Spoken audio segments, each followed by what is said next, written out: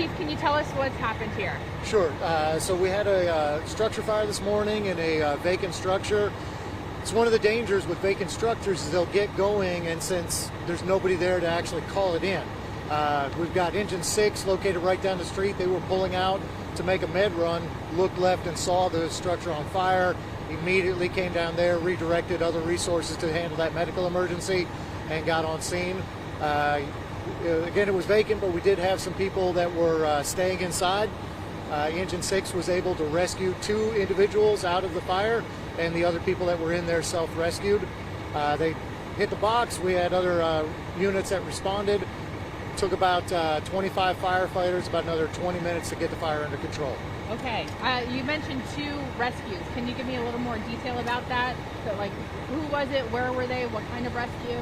So on the second floor, if you look over at the structure, you see there's a porch roof. There's one person that had gotten out on the porch roof.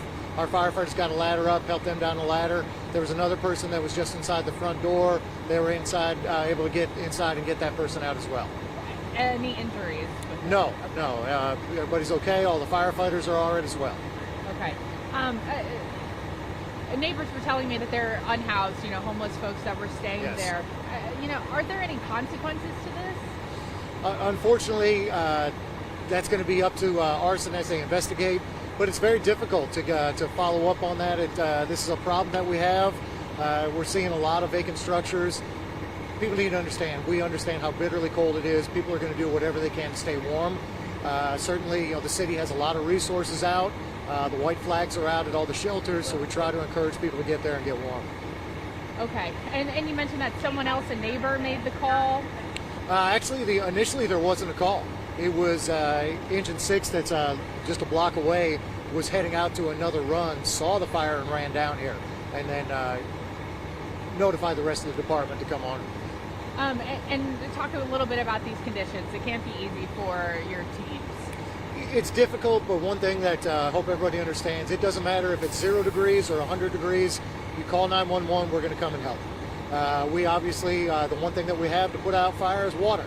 Water in this, water in these conditions is going to freeze very, very quickly, so that does create a slight additional hazard. But I'll tell you, we'd rather make fires in this temperature than 100 degrees. It's easier to warm up than it is to cool down. Very true. So there's 2 rescues. I mean, your firefighters are putting their lives on the line to rescue these folks. They're okay in these bitter conditions where arguably they shouldn't be staying there. But what do you make of this whole ordeal this morning?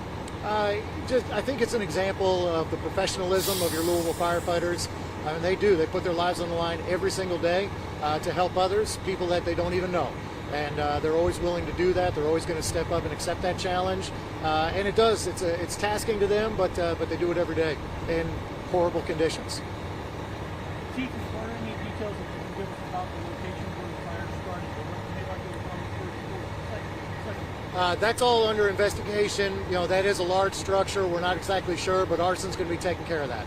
And was it in back as well? Yeah, there was fire throughout the entire building. Like I said, it took about 20 or so minutes for everybody to get it under control. Unfortunately, there is some damage to the exposure on the, number 4 side. It's to the right. Gotcha.